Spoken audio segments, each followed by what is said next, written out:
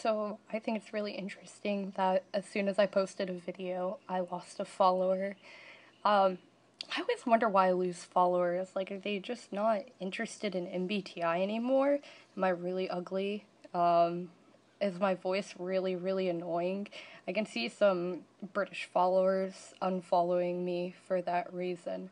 But, I'm going to talk about real shit. And by real shit, I mean life. By life, I mean my life and possibly your life. So I'm going to start this off by saying that I am 21. I'm not in college. I guess I'm what you could call a college dropout, although the only reason I'm not going to college, honestly, is partially because of money, but also partially because I'm working full-time. Actually, I'm working over full-time. I kind of work myself to death, and so that kind of doesn't really leave time for schooling. But anyway, I'm here to talk a little bit about school. You don't really need to go to school in order to be successful. Now, in order to be successful, you have to work like you're going to school, as hard. I mean, every day when I'm not doing my work, I'm creating plans, I'm scheduling, I'm improving myself, etc., etc. And honestly, it takes probably more work than going to college does. Whereas, being in college, you have to study and turn in homework. My life is more, I have to study how to improve myself, how to better communicate, uh, in general, how to be successful when I'm not doing my work, which could be equated to homework, I guess. So it's a pretty common fact that ENTPs have some of the highest IQs, but some of the lowest test scores.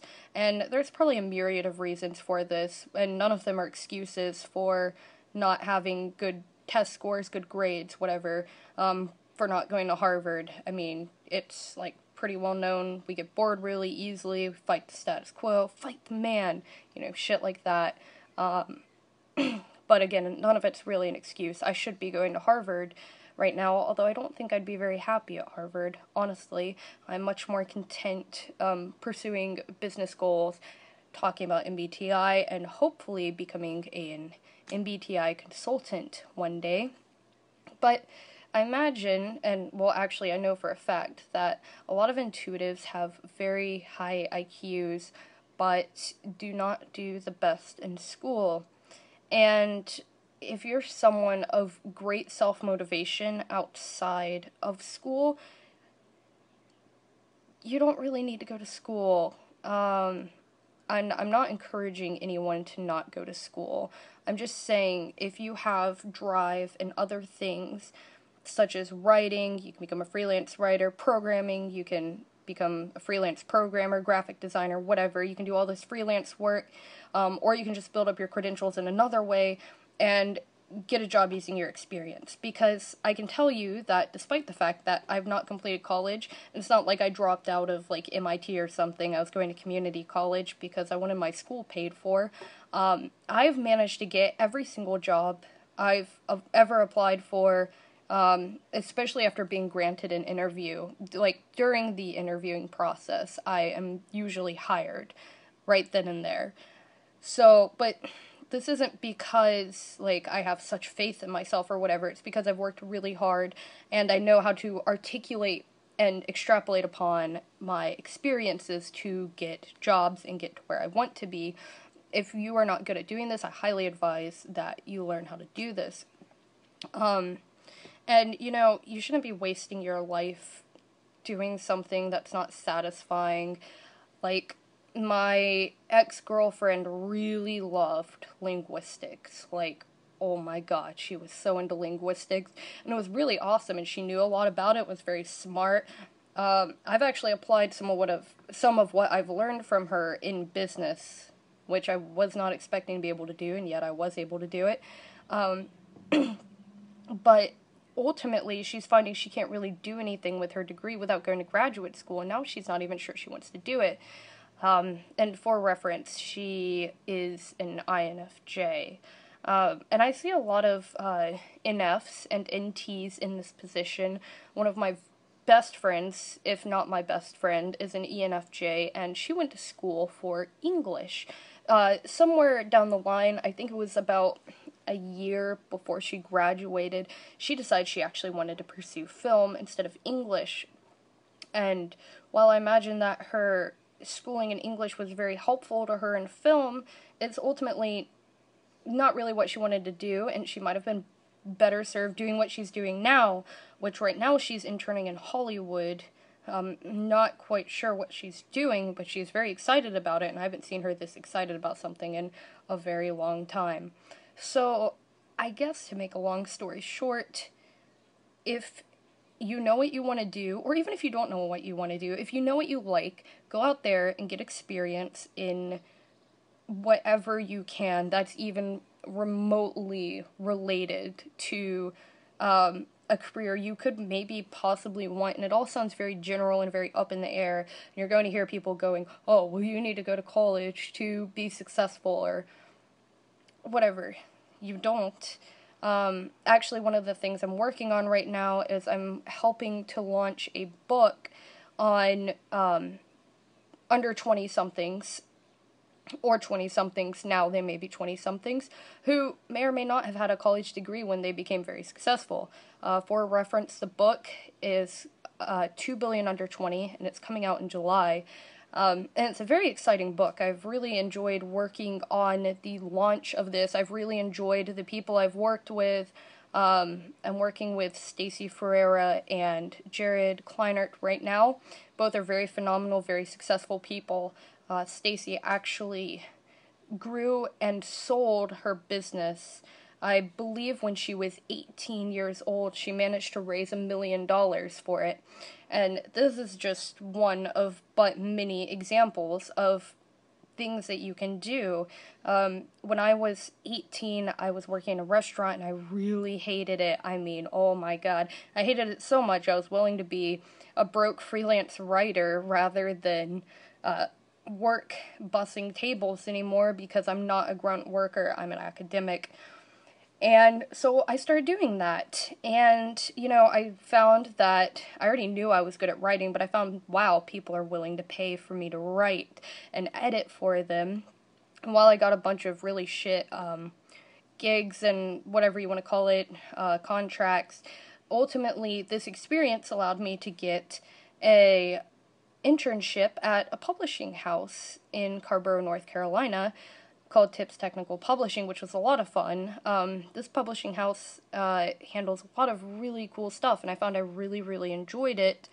And to me, that was better than, you know, buckling down at UNC Chapel Hill and being another one of the herd and going and doing whatever people in the herd do.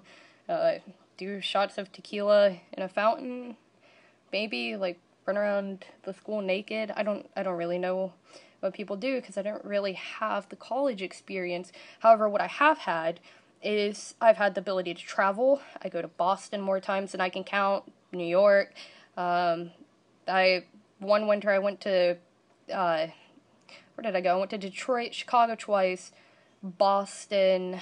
I went more into Western North Carolina several times on multi-hour drives, etc. Lots of driving, Philly, Pittsburgh, etc.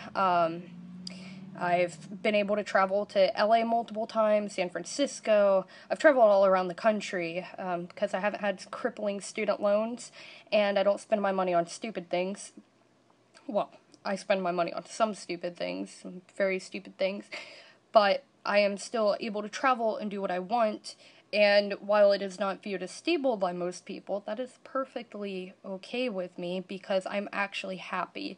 I'm not, about to kill myself because I got a D on a paper or whatever. I'm not going to kill myself because I have so much work to do or work that isn't even interesting or, I'm studying just to get a good grade and I'm never going to remember this stuff again.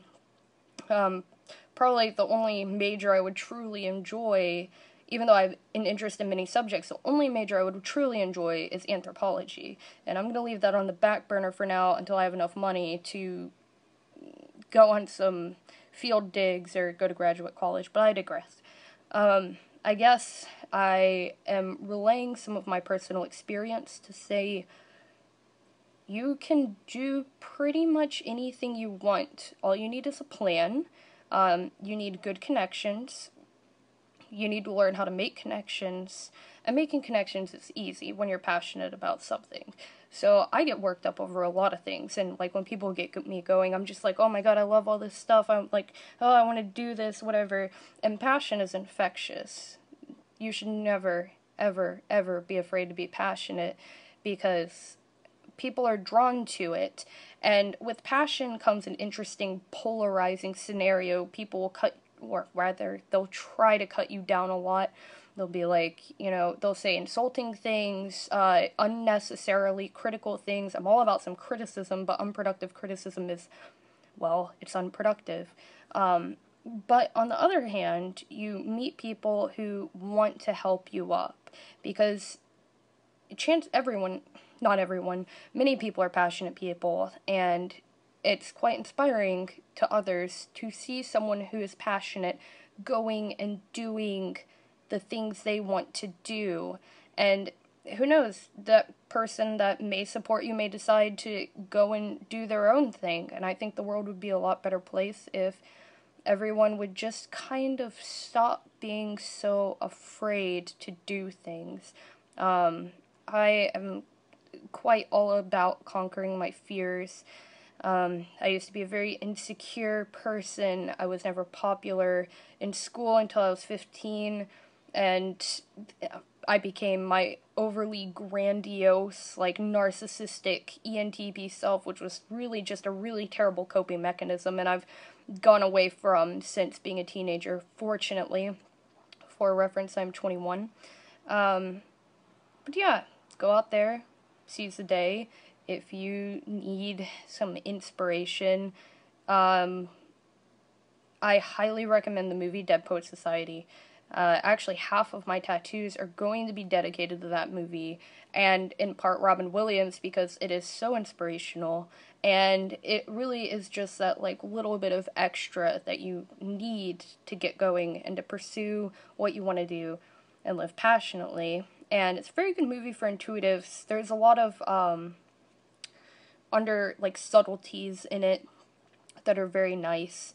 A lot of very well-crafted interactions, etc. So, intuitives, or sensors, or guardians, if for some reason a guardian has been able to sit through me rambling for almost 13 minutes now, go out there and do what you want to do, because, I'm doing it. It's working out pretty well for me. So, hopefully this rambling actually accomplished something, which it might not have. Okay.